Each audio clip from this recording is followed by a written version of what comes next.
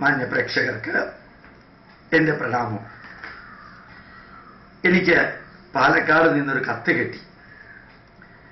വളരെ സന്തോഷം തോന്നുന്നൊരു കത്താണ്. കഴിഞ്ഞ കുറേ കാലമായിട്ട് പാലക്കാട് ഒരു അമ്പലമാണ്, ഒരു സമുദായത്തിൻ്റെ അമ്പലമാണ്. എത്തന്നൂർ എന്ന് പറയുന്ന സ്ഥലത്ത് ശ്രീ ധർമ്മദൈവം വെളുത്താൻകാവ് അമ്പലത്തിലെ സെക്രട്ടറി എഴുതിയൊരു കത്താണ്. ബഹുമാനപ്പെട്ട സാർ, കഴിഞ്ഞ 3 വർഷക്കാലമായി ഞങ്ങളുടെ ക്ഷേത്രത്തിൽ വന്ന 3 വ്യത്യസ്തമായ വിഷയങ്ങളെപ്പറ്റി വിവരിച്ച് ഞങ്ങളുടെ മനസ്സിൻ്റെ ഉള്ളിൽ അന്ധവിശ്വാസത്തിൻ്റെയും ദുരാചാരത്തിൻ്റെയും ഇരുൾ മാറ്റി അറിവിൻ്റെ പ്രകാശം പകർന്ന അങ്ങക്ക് ഞങ്ങളുടെ 1000 പ്രണാമം. കാലങ്ങളായി ക്ഷേത്ര ഉത്സവത്തിൻ്റെ ഭാഗമായി കാരണവർ പൂജയോട് അനുബന്ധിച്ച് നടത്തുന്ന മൃഗബലിയും മദ്യനിവേദ്യവും അതിനുശേഷം പ്രസാദം എന്ന പേരിൽ ഒരു സമൂഹത്തിൽ മുഴുവനും ഇറച്ചിയും മദ്യവും വിളമ്പിയിരുന്നത് ഈ കഴിഞ്ഞ വർഷം മുതൽ പരിപൂർണമായും നിർത്തലാക്കാൻ കഴിഞ്ഞതിൽ അങ്ങയോട് ഞങ്ങൾക്ക് കൃതജ്ഞതയുണ്ട്. അതുപോലെ ദേശത്തിലെ ക്ഷേത്രത്തിൽ ഞങ്ങളുടെ സമുദായത്തിൻ്റെ ഉത്സവമായ ദേവിയുടെ പ്രതിഷ്ഠാദിന നിറമാല മഹോത്സവത്തോടനുബന്ധിച്ച് നടത്തുന്ന ഉത്സവ പരിപാടിയിൽ നിന്ന് ഗാനമേള, സിനിമാറ്റിക് ഡാൻസ് ഇതുപോലുള്ള ധൂർത്ത് ചിലവുകൾ ഒഴിവാക്കാനും സാധിച്ചു. ഇതിൽ നിന്നും മിച്ചം വരുന്ന തുക കൊണ്ട് സമൂഹത്തിൽ നിർധനരായ, നിരാശ്രയരായ, വാർദ്ധക്യത്തിൻ്റെ വേദനകൾ അനുഭവിച്ചു കൊണ്ടിരിക്കുന്നവർക്ക് ഞങ്ങളെ കൊണ്ട് കഴിയുന്ന രീതിയിൽ ഒരു നിശ്ചിത തുക മാസം പെൻഷനായി നൽകാനും തീരുമാനമായിട്ടുണ്ട്.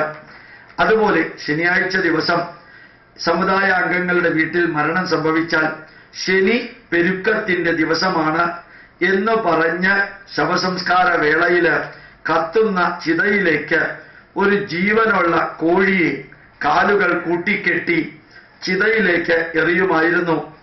ആ ഒരു ദുരാചാരവും ആരും പറയാതെ തന്നെ പൂർണ്ണമായും നിലച്ചു. ഈ മാറ്റങ്ങൾക്കെല്ലാം അങ്ങയോട് എങ്ങനെ നന്ദി പറയണമെന്ന് ഞങ്ങൾക്കറിയില്ല.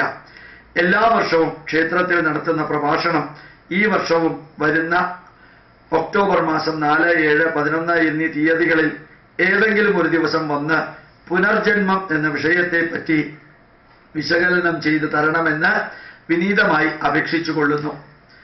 വളരെ സന്തോഷം തോന്നിയൊരു കത്താണ്. യഥാർത്ഥത്തിൽ ഈ ക്ഷേത്രത്തിൽ ഞാൻ പ്രഭാഷണം നടത്തിയപ്പോൾ എൻ്റേതായിട്ടുള്ളതൊന്നും പറഞ്ഞിട്ടില്ല. ഞാൻ പറഞ്ഞത് മുഴുവനും ഈ നാടിൻ്റെ പൈതൃകം മാത്രമാണ്. തുറന്ന മനസ്സോടുകൂടി അവരത് സ്വീകരിക്കുകയും ചെയ്തു. അതുപോലെ കേരളത്തിലെ എല്ലാ ക്ഷേത്രങ്ങളിലെയും ഭാരവാഹികളോടും എല്ലാ ഹിന്ദു സംഘടനകളുടെ ഭാരവാഹികളോടും പറയുന്നു, നിങ്ങളുടെ സ്ഥാപനത്തിൽ തിന്മകളുണ്ടെങ്കിൽ ഒഴിവാക്കാം.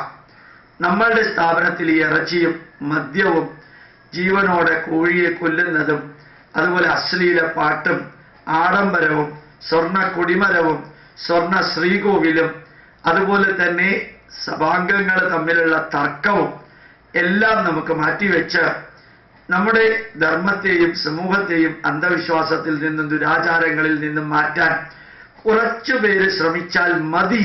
ബാക്കിയുള്ളവരത് സ്വീകരിച്ചുകൊള്ളും. ഞാൻ എന്നും നിങ്ങളുടെ കൂട്ടത്തിലുണ്ട്. ഒരു ക്രെഡിറ്റും എനിക്ക് വേണ്ട. ഈ കത്ത് ഞാൻ വായിക്കാൻ കാരണം ഏറ്റവും അധികം അന്ധവിശ്വാസത്തിൽ മുഴുകിയിരുന്ന ഒരു സമൂഹത്തിൽ മാറ്റം വരുത്താൻ സാധിക്കുമെങ്കിൽ നമ്മളെല്ലാവരും നിലനിൽക്കുന്ന സമുദായത്തിൽ നമുക്ക് മാറ്റം വരുത്താനുള്ള തുടക്കം കുറിച്ചുകൂടി.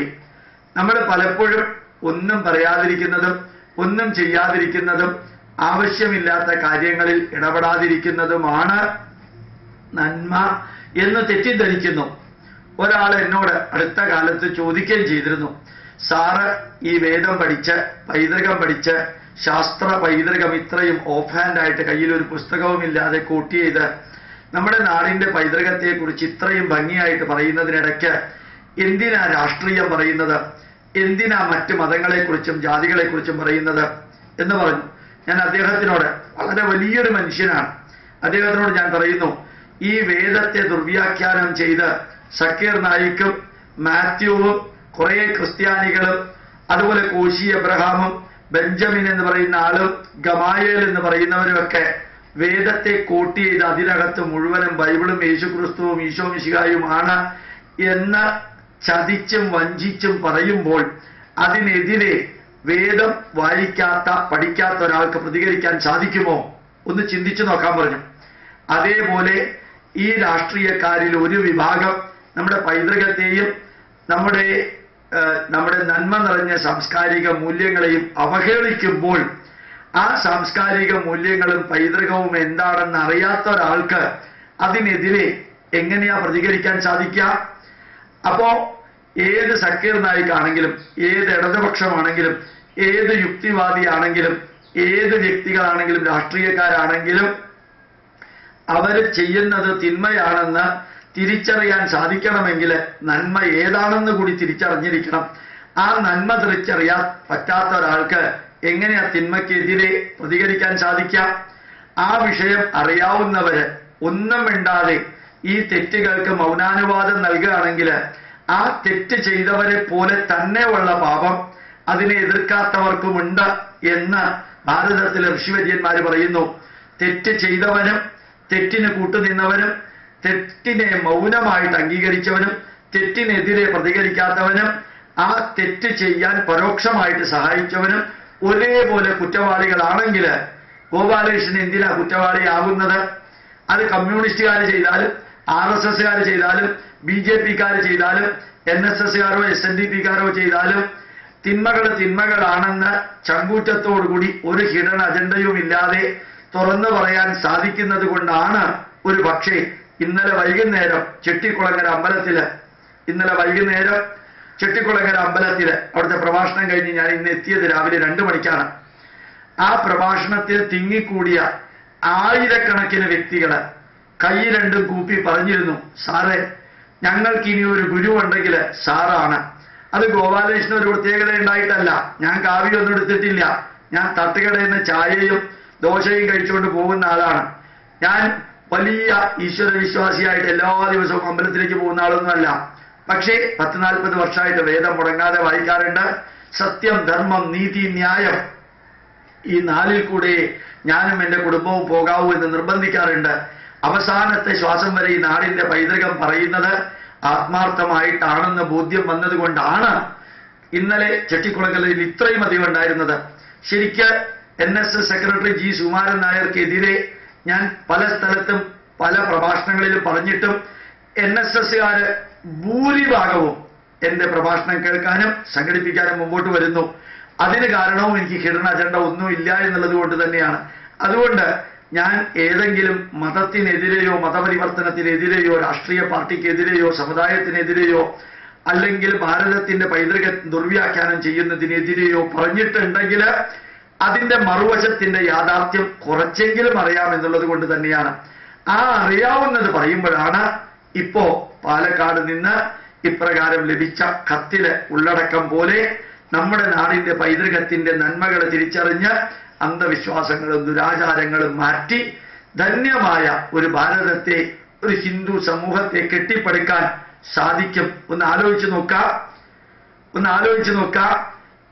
ഈ കഴിഞ്ഞ വർഷം മെയ് മാസം അവസാനത്തിന് ശേഷം കേരളത്തില് ന്യൂനപക്ഷ സമ്മർദ്ദം, ന്യൂനപക്ഷ അവകാശം എന്നീ വാക്കുകളെ പത്രമാധ്യമങ്ങളിൽ ഇല്ലല്ലോ.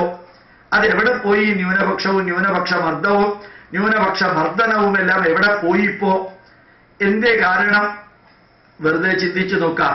ഇല്ലാത്ത പലതും ഉണ്ടെന്ന് വരുത്തി തീർത്ത് മനുഷ്യനെ ഭൂരിപക്ഷവും ന്യൂനപക്ഷവുമായിട്ട് വിഘടിപ്പിച്ച് ഈ ലോഹയിട്ട അച്ഛന്മാരും കുറെ മൗലവിമാരും തീവ്രവാദികളായ മുസ്ലിങ്ങൾ ഓരോന്നും ചെയ്തു തീർക്കുന്നതിനെതിരെ എങ്ങനെ പെട്ടെന്ന് സമൂഹം പ്രതികരിച്ചു? കുറെ വ്യക്തികൾ ഇത് പഠിക്കാനും പഠിപ്പിക്കാനും മുമ്പോട്ട് വന്നതുകൊണ്ട് തന്നെയാണ് എന്നുകൂടി അറിയാൻ സാധിക്കട്ടെ.